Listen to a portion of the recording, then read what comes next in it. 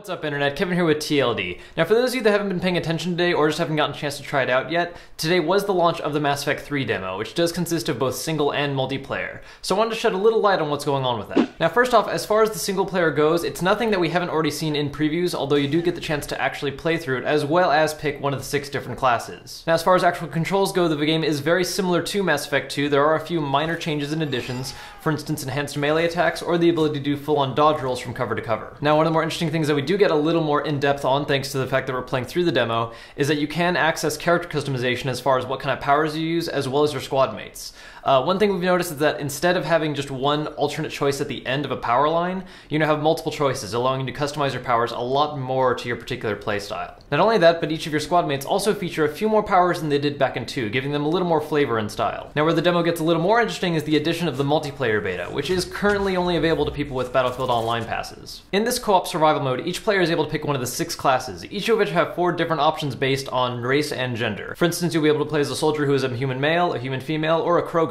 Each of these racial subsets comes with its own special unique powers and styles, so even though they're each the same class, they do have slightly different tactics. As players play through matches, they gain XP and credits. XP is specific to each class and allows you to invest points like you would with your main character Shepard in the main game, whereas credits are used to purchase items to use in matches or new weapons to use. Now, as far as the actual matches go, it is basically a standard co-op horde mode that does feature the occasional objective to earn bonus points, sometimes being things like disarming explosives or killing certain targets within a time limit. The game does play like standard Mass Effect, but it is done with actual other players now, so it's really interesting to see how different classes can work together. It's pretty fun to play around with right now, at least for the few matches I've done, and I'm curious to see how well it's going to be received once the full game is released. Well, that was just a little info I wanted to share with you guys, especially for those of you that haven't had a chance to try the multiplayer beta yet. If you haven't gotten a chance yet, make sure to watch our previous video, and make sure to stay tuned for tomorrow when we pick up a PS Vita and do a lot more coverage on that. As always, guys, thanks for watching. If you want to be extra awesome, make sure to hit the like button, and I'll see you guys next time.